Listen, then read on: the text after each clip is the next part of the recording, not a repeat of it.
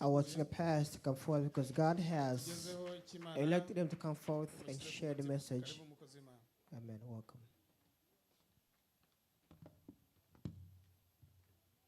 Bwana sifiwe. Amen. Hanyuma twongeye kubaha ikaze mu ijambo ry'Imana kandi once again, let's welcome in the Word of God. turasabye dutuze gato. I'm going to ask you, please, stay calm and Mwanya collected. tugiye gukoresha kugira ngo twumve icyo Imana yaduteguriye uyu munsi. In the time we're going to use to hear what God has prepared for us. Ejo twari hano turi gusenga. Yesterday we're here praying Twumva ijambo ry'Imana kandi and hear the Word of God once again. twari duhagaze ku ijambo rivuga ngo Imana yamayitwaririka abantu bayo mu ngorane bahura nazo. That the theme was that God is always concerned with His people when they're going through trouble or Hari problems. gihe umuntu aba mu bibazo Sometimes you can go through problems or akabona ko issues Imana umengo yamuhevye. and you feel that God has forsaken you. Ariko igihe Imana uyizeye But when you believe in God, have faith in God, ukayigumako and you stay in God, ntabwo ishobora kuguhemukira. God could never forsake you. Ibibazo uhura nabyo bishobora gutwara igihe kinini, The problem you're going through might take years and years. bishobora gutwara imyaka, It can take years. ariko Imana ico yavuze But what God has said, iherekeza ijambo ryayo. God always fulfills His message in Gushika words rishitse. until it Imana si umuntu ngo occurs. yisubiremo. God is not a person to Iyo umuntu go back on avuze His word. arahinduka, When a person says something, they can change their ariko iyo mind. Imana ivuze But when God speaks, naho uhinduka although you can change, kubera ko yarivuze because God said in the past, iguteza akantu but God makes something happen in your life gatuma wongera kugaruka that can make you come back once again kugira ngo ngire uyegere, so you can get close to God. kugira ngo rijya sezerano So yavuze the promise God has said to you, rishike. it could be fulfilled. Rero Imana ntibesha, So God never lies. yamayitwaririka abantu bayo. God is always concerned for His people. Ejo twabonye ukuntu abatwitangiye ubwa mbere ubwoko Yesterday bw'Imana, we saw how those who came before us, God's people, Abayisirayeli bari muri Egiputa the Israelites when they were in Egypt, bahuye n'ibibazo bitandukanye they went through so many problems of different kandi kinds bikomeye rwose. and powerful ones. Babakoresha ibikorwa by'uburetwa. They were used as labor, for free labor. Ijambo ry'Imana ryatubwiye ngo And the Word of God said, Imana yabonye ubwa mbere the God was seen the first time ibibazo bariko bahura navyo, what they're going through. yongera yumva kandi And God heard again amaborogo barimo, the cry they're going through. itegura Mose And God prepared Moses kugira ngo aje muri Egiputa so he can go to Egypt kubavanayo, to remove them kuko nawe yari yavukiyeyo kandi akurirayo. because he was born in Egypt and grew up in Egypt. Kandi muri ico gihe And at that time, Imana yamuhamagaye afite imyaka 40. God called him when he was about 40 years old. Yagiye kwinjira kandi kuja guhagurutsa ubwo bwoko bw'Imana And he came to take God's people akwije imyaka 80. when he was about 80 years Muri iyi old. myaka yose So in these 40 to 80 years, Imana ariko iramwigisha. God was teaching him. Yari afite ubumenyi bw'ubuhanga. He had knowledge. Muri Egiputa bari abantu bafite ubwenge bukomeye In rwose. Egypt, there are those who were wise. Ubwo bwenge yarabufita, And those knowledge, he had it ariko too. ntiyari bwagira ubwenge bw'Imana. But he had yet to receive God's Niyo wisdom. mpamvu Imana yamanje kumwigisha, And that's what God first taught him. agenda ari umuntu adafite ubwoba. Then when I went as a person who had no fear. Bwana sifiwe. Amen. Imana ntiharura ngo umaze imyaka ingana gute uri mu bibazo, God is not concerned how many years you go through ahubwo problems. iharura But God only counts to look ukuntu at wizeye n'ukuntu ubyitwaramo. how you believe in God and how you take action in the problem Aho you're niho going abantu rero bananirirwa, See, there's so many people that lose hope. akumva ngo Or they Imana defeated. yambariye ngo igiye kubikora And they say, God told me He's going to do it. canke irabikoze, Or God has done it. akavaho uyo munsi yibaza ngo irabikoze. And they live to think God has done it. Ntumenye ko hagati y'iryo sezerano But you nawe don't know that between that promise and now, hari ishuri umanza gucamo, there was a school you must go through. ko ntiyopfa kuguha uko gusa, Because God can't give you just like that. wohava ubyononesha ubusa. Because if He does that, you might take as nothing. Imanza kugukomeza, But first, He gives you strength. ikaguha ubuhamya He gives you testimony ubwira abandi to tell others ngo Imana yarambariye that God told me. ngo ariko kugira ngo nshike kuri iri sezerano But for me to get to His promise, namanje guhura n'ibi n'ibi n'ibi. I want to do this. I see and this and this and this and this. Siko biri none etc. bagabo. Isn't that how it is?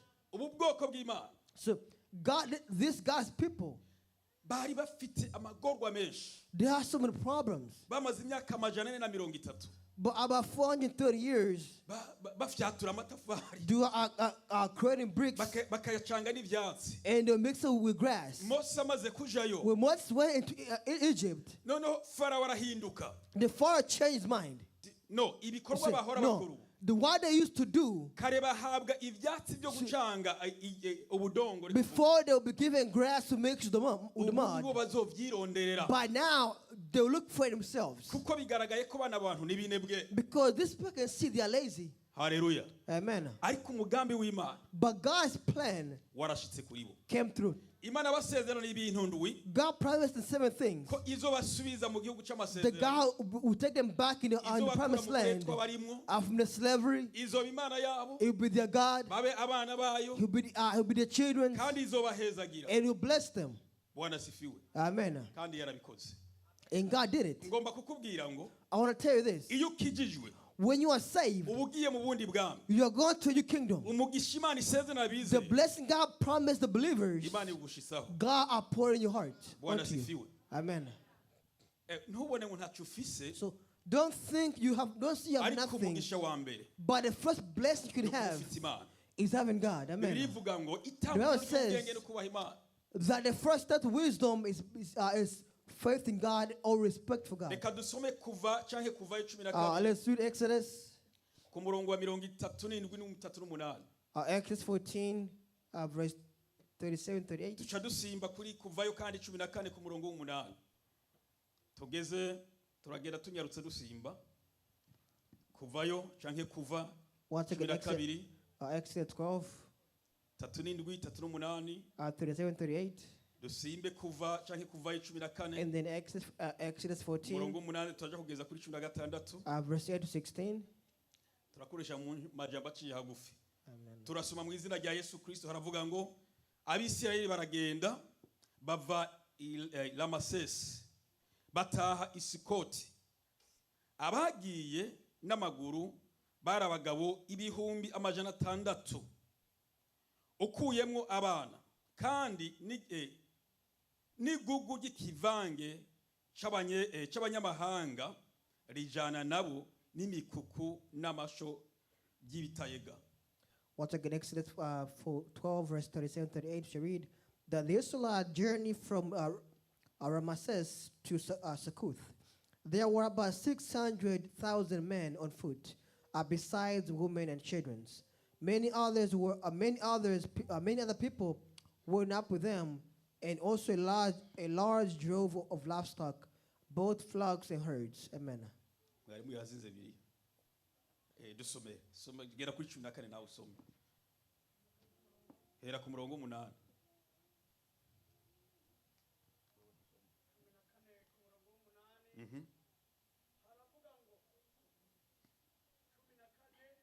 Murongo wa 8 nukuhoraho akomantaza umutima wa Farao umwami wa Egiputa akurikira Abisirayeli kandi abo b'Isirayeli bari bavuye babakobaguje 9.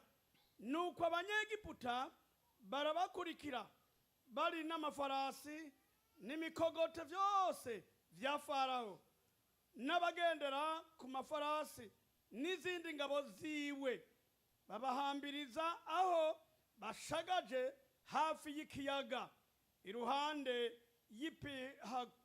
y'Hipirakor aharabana n'ibaya Lisefoni 10.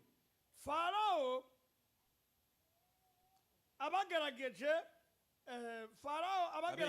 abegereje Abisirayeli bunamura amaso babona abanyegiputa babonye inyuma baranduka imitima maze batakambira Uhoraho. 11. Babaza Mose bati mbega nta mva zari muri Egiputa mukutuzana gupfira mu bugaragwa niki catumye utugirira utyo kudukura muri Egiputa. 12. Iki sico twakubwira tukiri muri Egiputa tuti tureke dukorere abanyegiputa kuko iciza kwari uko dukorera abanyegiputa hako dupfira mu bugaragwa. Mose yishura abantu ati ntaco mutinya mwihagararire gusa murabe agakiza Uhoraho agira ngo atuzanire uyu munsi, kuko abanyegiputa mubonye uyu munsi mutazokongera kubabona ukundi. Uhoraho niwe agira ngo abagwanirire, namwe nimwiramire, nimwinumire gusa. nimwiyumire gusa. 15 Uhoraho abaza Mose ati, niki gitumye untakira? Barira Abisirayeli bakomeze bagende. kugenda. Garukira ngaho gato. Bwana sifiwe. Amen. Aya niyo majambo tugiye kuvuganaho These are the words we're going to share together mu majambo agiye abangutse. in a quick message. Twamaze kubona igihe Abisirayeli bavuye muri Egiputa, I was so how when Israel left Egypt, bavuyeyo ari abagabo barenga ibihumbi 600. there were 6,000 men. Kubera ko ico gihe abantu b'abagore canke abigeme ntibaharura. At that time, they would not count women and children. Iyo ari abagabo ibihumbi 600, So when we say 6,000 men, byasigurwa ko abagore ngira ni nk'ingere it means that for ladies, canke 10, you'll be double or triple. kuko bo bari benshi rwose. Because there are more women than men. Bibiliya yatweretse ko But the Bible shows that, harimwo ngo n'ikindi kivange canke igugu. or those other in a mix. Iyo bavuga ijambo igugu, When we say in a mix, bisigurwa ibintu meaning byinshi that rwose. there are many livestock, many other things. Abo nabo cyari kivange bari abanyegiputa, And those were the Egyptians bajana nabo. who followed them, Ariko who kandi joined them. abanyene But they themselves, nibo babakwegeye ibibazo, they are the one who run the problems. batangura gukumbura ipiripiri. They start reminiscing that they are the Bamaze gushika muri spies. bwa bugararwa. They say if we get when they arrive into the desert, N'Abisirayeli nabo bavuga ati natwe and Israel said, turakumbuye. we miss it too. Bwana sifiwe. Amen. Ariko imbere yuko bavayo, But before they left Egypt, uribuka ko Bibiliya tubwira ngo the Bible shows clearly, Mose igihe yabwira Farawo kubarekura, when Moses told the Pharaoh to let them go, yagiye yanka cyane gose. Pharaoh refused many times. Ariko Imana iravuga ngo But then God said, nzokomantaza umutima wa Farawo I'm going to harden Pharaoh's heart kugira ngo niheshe icubahiro, so I can give myself honor and abantu respect. bazi bamenye ko ndiho ndi So Imana. they could know I am God and I exist. Imana yakoze iki? God, what did God do? Yabateje ibyago 10, God brought them 10 issues. kandi ivyo byago 10 In those 10 problems, Imana yabateza yisunga God brought them based on ibigirwamana byabo bari bafita. the gods they had or the worship.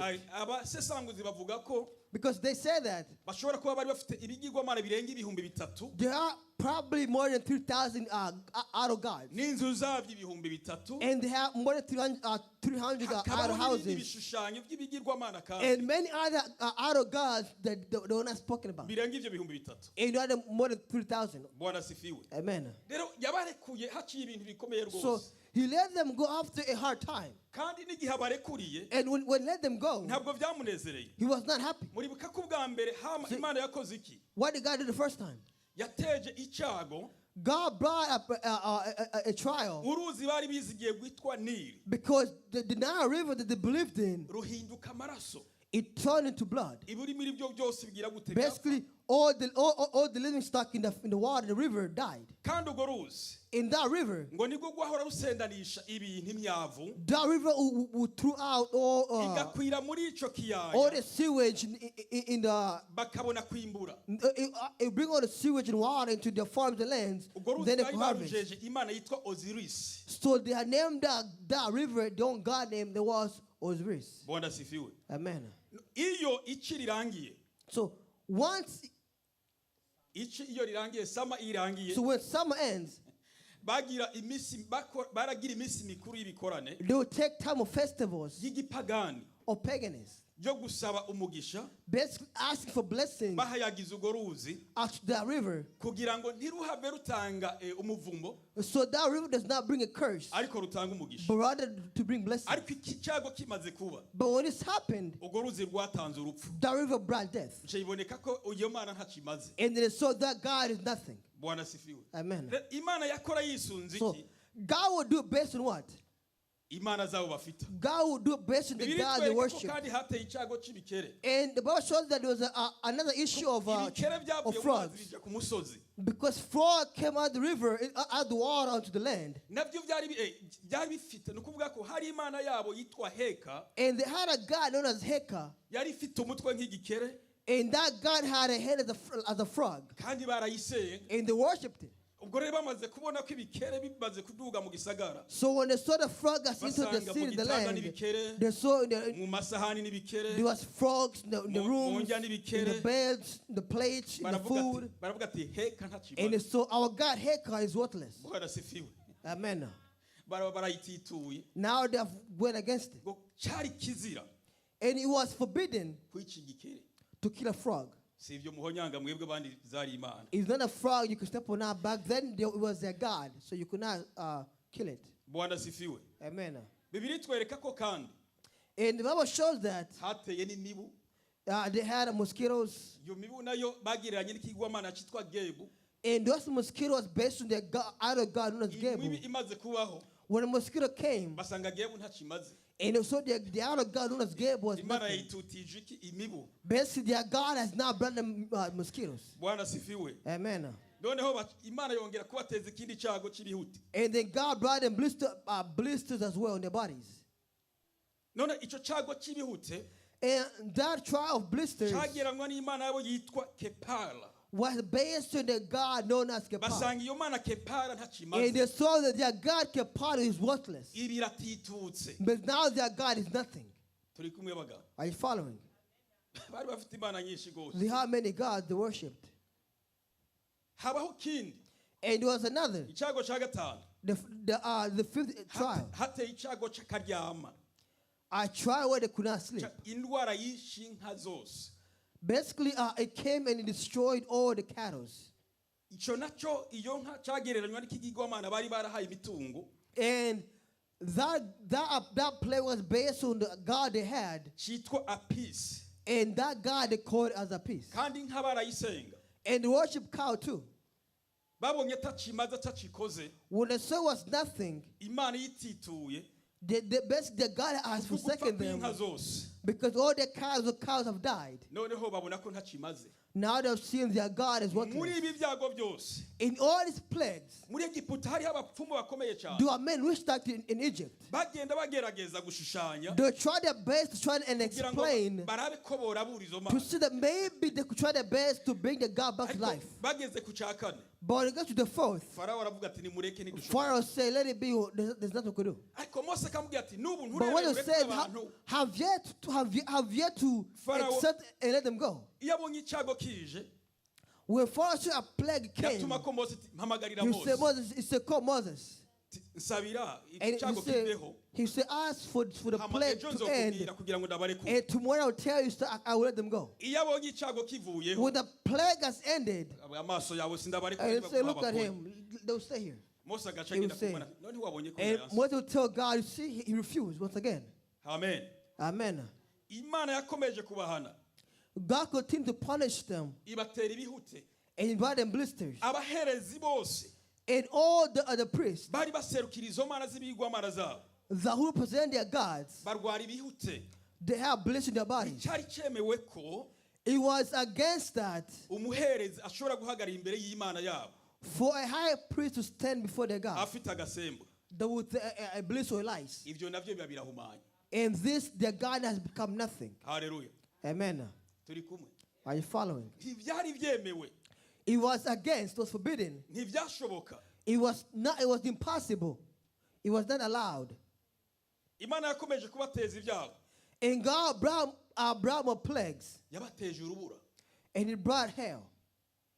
imana yari ijejwe urubura And the God in charge of hell, abona ntacikoze they saw that God is nothing, he did nothing. iratituye Now that God is iyo niyo nothing. nkoni imana yakoresheje And that's how God punished them. imana yongera ibatera inzige And God brought them locusts. imana yabo barabona ntacikoze And they saw that God is nothing once again. That God did nothing. imana yongera ibatera umwiza So now that God brought them a darkness. ikigwamana cyitwa raba babona ntacyo gikoze And so that God called Rabbi was nothing. kiba kiratitutse Now that God is nothing. icyago cya nyuma In the last plague, bibiri twereka ko abana b'imfura bose that saw all the firstborn, barapfuye n'umwana wa farawo nawe apfa they died. Even Pharaoh's child, his firstborn died mu too. mico yabo In their culture, ikintu cyose cy'uburiza anytime the first thing you receive cyashyikirizwa izo mana zabo must be given to their gods. ibyo nabyo biba biratitutse And now that was ibi ni byo rero worthless. byatumye farawo So this made Pharaoh ababara cyane rwose to be hurt. noneho amaze kubona ivyo bibaye When he saw this has happened, yemera kurekura abayisirayeli. and then he allowed the Egyptians to Imana leave. ibarira Mose They started to gutegura leave. pasika Then God told Moses to pay yo kubaga Passover, umwagazi w'intama atarengeje umwaka to go and kill a lamb kugira who's ngo amaraso a year old, bayamijagize ku so they isi can smear his blood on the door frame. ngo mw'ijoro umumarayika aje And now when angel comes, aho azobona amaraso ngo azorenga whenever the angel will see blood on the smear on the door, you pass by. iyo pasika ya mbere And yatangiye that's why it was called Passover. muri iryo joro And in that night, barahaguruka they stood up. niho hahandi twasomye ubwa mbere And that's where the first time. baragenda And they went. bukeye In the early morning, farawo yumva amakuru avuga ngo I heard news that says b'abantu that, bose bajonjoye bagiye they all have left. kandi batwaye n'ibintu byinshi And they took all their ni possessions. naho hahandi mwari muyadusomeye And that's where the evangelist ngo was. farawo akoranya ingabo nyinshi The Pharaoh gathered his soldiers amafarashi menshi and fought his chariots. abazi kurwana benshi And those who could fight, bakurikira abisirayeli and they pursued those. babasanga ku gisagara twabimvise biriya tubwiye mu kiyaya They met them in the desert, impande y'uruzi rutukura around Ikiyaga. next to the Nile River. noneho ngo abisirayeli And the Israelites, icyo gihe bamaze kugera kuri urwo ruzi when they got by the river, imbere babona ikiyaga before they could see the river or the biyumvira ngo sea, bahajabuka gute and asked themselves, how are they going to iburyo cross? n'ibumoso hari ibisozi And left and right, there's mountain and hills, badashobora kurenga so they could not cross over. noneho bahindukije amaso And behind them, babona abantu benshi bari kwiruka they could see an army pursuing them. basanga n'ingabo za farawo And it was Pharaoh's army. maze ngo barayira And then they cried basenga imana and they prayed to God baravuga ati mose and said, Moses, ibi ni biki wadukoreye what have you done? What have you done? ibi si bya bindi twakubwira Is this now what we have told tureke you? twaramaze kumenyera ubuzima bwo muri egiputa That let us have known the life of living in Egypt, bwo kwibumbira amatafari of creating bricks. hariya muri egiputa nta mva zari Because in Egypt was there no graves. impamvu bavuze imva The reason why they say graves, mu byo bubaka in what they created, barubaka n'imva zizohambamwo abantu b'abategetsi they create graves that will bury the leaders niyo of mpamvu Egypt. bibutse ko nubwo bari gupfa That's why they guhanga muri izo said mva. that if they die in Egypt, instead of buried in graves. haleluya Amen. turi kumwe Are you following? hari igihe uba mu gihe Sometimes you can live in moments ukabona ibigeragezo ni byinshi and you can see some temptation coming your uhindukira way. inyuma When you look behind you, ukabona ibigeragezo you see temptations wajane mu or bantu trials. If you come to people, ukamenga abantu bose bariko barakuvuga you see that they're talking about you. waramutsa n'umuntu If you greet a person, Ugiye. when you leave, uhajya asigaye aramvuga you see, you feel that they're talking about you behind your back. ibigeragezo urimo The trial you're going through byahinduye attitude yawe ni ukuvuga ko bikwereka ko have abantu bose changed your mindset and your attitude to see others in the bad light. Ariko reka nkubwire uko But let me tell you this. ijambo ry'imana ritubwira ngo The word of God says, yesu yaravuze the Jesus Christ said, ngo isi niyabanka mumenye ko yabanje kunyana that if the word hates you, know that he hated me first. ariko ngo niyabakunda mumenye ko But- nabyo yagize gute If he loves you, izo bikunze cyayo thank you know that you have loved his creation. aho umukristo mwiza So a good Christian, reka bakuvuge let them talk about you. kuko ubwo ni rwo rugendo Because that is the journey. igikere baragitoye barakinuga They took a frog and they threw it. kirabashimira ati mugize neza munyongerereje And urugendo he said, thank you, you have not given me more, you have not pushed me reka to bakuvuge continue. kugira ngo wambare inkomezi Let them talk about you so they babonye give you ibiri inyuma strength. bibasugereje They saw a thing behind them bararira and they cried. ariko ijambo ry'imana ryatubwiye ku murongo wa 13 But the word of God says in verse ngo mose 13, yishura abantu ati that Moses answered the people ntacyo mutinya and said, do not be afraid. iri jambo ntacyo canke ntutinye He said, fear not. rivugwa inshuro 350 It muri is Bibiliya. said 350, it is said 350 times in the Bible. Gute Imana rikoresheje inshuro nyinshi nk'izo What has God said? Do not be afraid so many kugira ngo times. wumve ko It's for you to feel that or nubwo hear waba mu that, bibazo although you're going through trials, ntutinye do not be afraid. imana iri kumwe nawe God is with you. bwana sifiwe Amen. ntutinye imana iri kumwe Do not be nawe afraid. God is with you. nico yababwiye ngo And that's what Moses said to them. ngo ntacyo mutinya That fear not. mwihagararire gusa That stand firm muraba agakiza and look at your deliverance, uhoraho salvation ngo agira abazanire uyu munsi that God bring to your life. kuko abanyegiputa mubonye uyu munsi Because the Egyptian you see now, mutazokongera kubabona you will not see them no longer. You will see them no longer. bwana sifiwe Amen. wewe hagarara gusa So stand firm mu kigeragezo urimo in your trials, hari umunsi utazokongera kubibona. a day you will see it no more. Niko biri. That's how it is. Wewe ugume ku mavi Just stay on your knees. wizere ngo Believe in God. ico yavuze Do what God said. izogishitsa. God will fulfill it. Niki Imana yababwiye ngo What God told you. mwebwe nimuhagarare That gusa. stand firm. Mwebwe mubirabisha That amaso. look of your own eyes. Murabe agakiza And see the Imana salvation igira ibazanire. God bring to you. Hagarara gusa. You stand firm. Urabe ico Imana igira And igukore. see what God will do for you. Ariko ntukore icyaha. But do not commit a sin. Haleluya. Amen. Muvyeyi hagarara To the gusa. mother, I stand firm. Urabe ico Imana igira igukore. And see what God will do for Umurongo you. wa 14 haravuga ngo Verse 14 said uhoraho niwe agira ngo abarwanire that God fight for you. namwe nimwinumire gusa. So stay quiet. Reka guta amajambo ngo bari Do kukuvuga. not speak word that Iryo ni to watch you. igeragezwa ryawe That is your trial. rigomba gukomeza agakiza That kawe. must give you strength to salvation. Wewe hora That stay quiet. ceceka gusa. Only stay silent. Uraba agakiza Imana igiye And kuzanira. see what God will see the salvation God will bring Ute to you. wankana n'abantu ngo abantu bari kukuvuga. Do not think people hate you. Wewe hora Just stay silent. Be hari ishuri silent. urimwo. There's a school you're going through. Niki Imana yababwiye. That's what God told them. Mwebwe nimwinumire gusa. They only stay silent. Mose yarazi ico yavuganye n'Imana. Moses knew what God told him. Ariko bo ntibari bazi ico Imana yavuganye na They were Mose. not aware what God told Moses. Nuko bumva Mose gusa agira gutababwira. But all they knew was Moses who told them Umurongo wa nothing else. 15 hatubwiye ngo Verse 15 says, 15 uhoraho says, abaza Mose ati niki God asked gitumye Moses, untakira. why are you crying out to me? Barira abisirayeli They tell the Israelites bakomeze bagende. to continue on. Amen. Haleluya. Amen. Mwari mukomeze ugende. They continue journey. Ntutinye bya bindi. Do not be afraid. Muvyeyi komeze To the ugende. mom, continue in your journey. Ntacu utinye ivyo. Do not fear Ibyo them. uriko urabonesha amaso. What you can see with your own Ntabyo eyes, uzongera kubona you ukuri. won't share no more. Uzobona ikiganza c'Imana. You will see God's hand. Izi mbaraga zakoze The strength of work mu gukiza abayisirayeli saving the Israelites ziri kuri wewe. is in your life too. Amen. Ariko ugomba kubanza kwigishwa. But first you must Wewe learn hora that be silent hanyuma ukomeze. and continue. Nibakuvuga When they talk about you, Imana nibabarire. let God forgive them. Hari umugabo umwe twari tubana There was a man who was a neighbor of mine. akuze cyane kandi wa kera. He was very old man. Yari umujenama. He was a deaconess. Yari amaze igihe kinini mu gihe cy'ubujenama. He was deacon for so long, Ariko sasa yari afite umugore. but he had a wife. Yari akaze gose. And that wife was very, very Noneho tempered. tuzi ko abakozi tugenda gusura imihana. And we knew as God's servants, we go visit people's houses. Igihe cyose umugore haba mu bantu akagira ibyo agombye. And anytime the wife, she would do whatever she wants. Aragukubita agakubita. She'll be the husband, Ariko uyo mugabo yaravuga ngo but the husband will say, urabibona amana. the God is, you see this. Ngo akubite When the wife hits him, urabibona he amana. will say, God, see this. Abapastori bagenda gutembera. And the pastor came to visit them, him and his wife.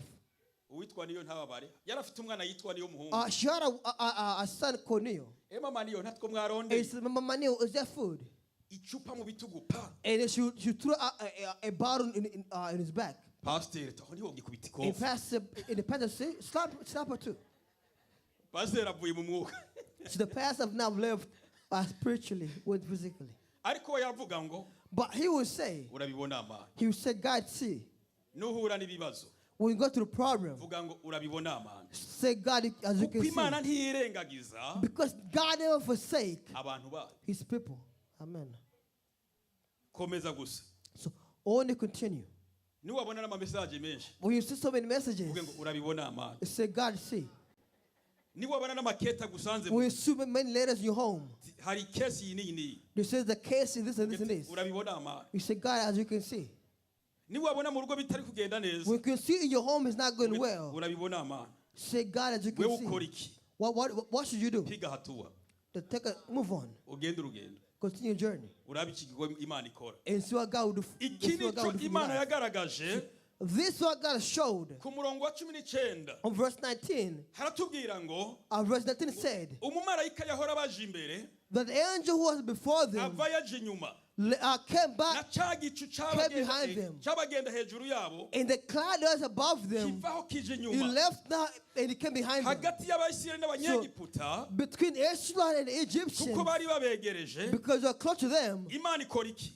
God, what did God do? ngo ibarungurukira muri cya gicu God come to the cloud, ishira igisika hagati yabo. and God put a cloud between them. Abanyegiputa basanga bari umwijima In uri addition, imbere they yabo. saw darkness before Ngo them. ariko abayisirayeli nabo But the Israelites, inyuma yabo ari umuco. before them, they could see the light. Bwana asifiwe. Amen. Imana ibarira Mose ngo And God told tora Moses ya nkoni uramvure ku to take kiyaga. a staff and put it in the ubwoko ocean, bwawe on the sea, bwanje buheje buza and let our people cross.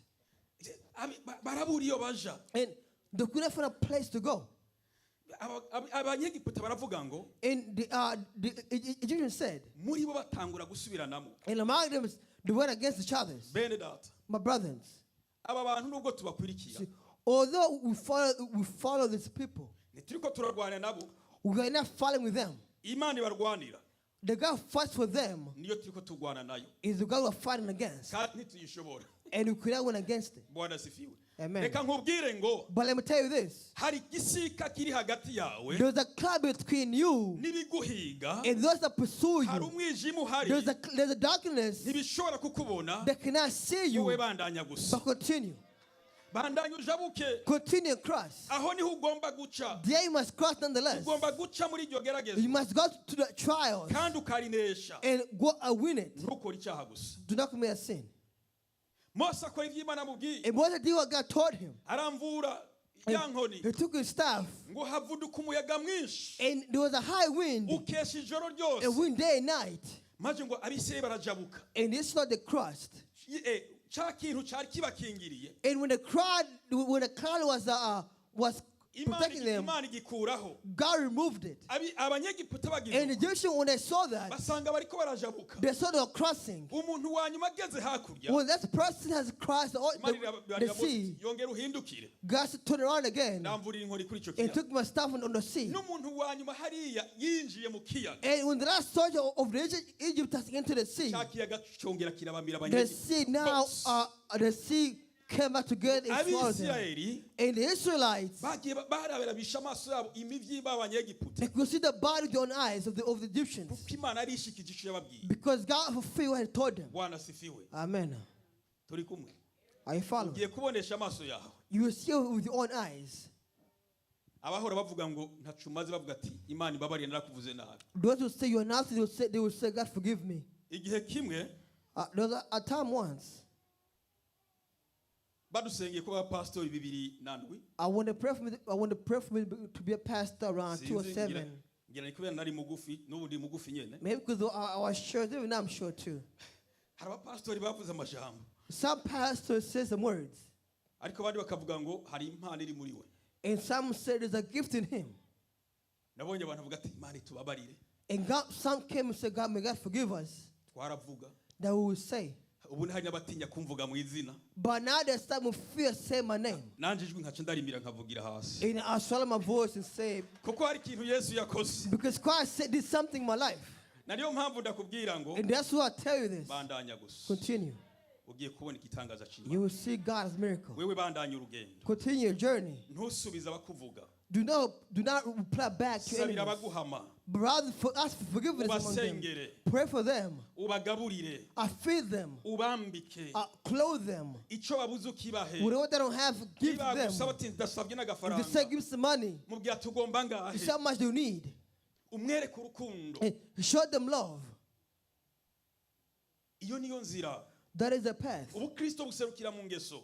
If Christianity comes through Kwitwa salvation, ngo narabatijwe it's gusa. not because you're baptized. Kubatizwa no kwihana biratandukanye. Being baptized and repenting is Kwizera different. no gukomeza ubukristo The biratandukanye. faith and strength are different things. Niyo mpamvu namba And narabatijwe. that's why if I'm Nkaba baptized narihanye. and I repented, Hari imbuto zigomba kumboneka. that seed must come through me. Hari There are ibinganga ko fruit. nakijijwe. There are fruit that show them I'm saved. Hari abakijijwe mugabo batakijijwe. There are those who are saved but they're not saved. Ariko we wakijijwe. But you who saved, Hari ibyo ugiye kubonesha n'amaso yawe. there are things you will see with your own Hari eyes. bwabone. You have yet to see. Celeste, Celestine, wewe bandanya gusa. continue. Ntugire ubwoba kwakundi. Do not be afraid as you have. Bandanya. Continue. Ugiye kubona igitangaza cy'Imana. You see God as a miracle. Uko Imana yaserutse kino gihe. The way God came to at that time, Wewe wihanganye ukizera. that be patient, believe in God. Niko ugiye kubona igitangaza You cy'Imana. see God as a miracle. Imana Amen. ibahezagire May mwese. God bless you. Reka dusenge Imana. We're going to pray. Ninde yifuza kwiza imbaraga z'imbuga kugira ngo abashe kunesha. Who want to see God as strength so he Ndasabye can uhaguruke victory. dusengane. council can pray muri iki together. gihe abantu turi mu ntege nke nyinshi. Nowadays we are weak. turi guhura n'ibibazo byinshi We go through many trials and kandi temptations, bituma ducika intege. and that makes us become nta lazy kindi weak. gishobora kudufasha kunesha Nothing that can help us to win atari izi mbaraga z'umwuka wera. other than the strength of the Holy Spirit. mu nsiguro za Bibiliya zitubwira ngo The Bible says iki gicu cyangwa umumarayika this cloud or this angel, ngo yari mpemu yera yageranywa muri icyo gihe, it was the God's Spirit that was a symbol of the ariko Holy ubu Spirit. twahawe mpemu yera natwe But now we have received the Holy Spirit, cyangwa umwuka wera or God is Spirit, adushoboza muri byose. to enable us in everything. haguruka dusabe Imana imbaraga. Let us stand. Reka duhaguruke twese Let us stand. Let's arise twisabire and ask. ibyo tubona nk'ibibazo imbere yacu What we see ahead of us like trials, tubibone bitwawe we n'amazi, can see it be taken like by tubibone water, bitwawe n'ubushobozi be bw'Imana, taken by God's strength, tubibone bigenda tutabivuze, being living without saying tubone words. bigenda tutabikozeko. Amen.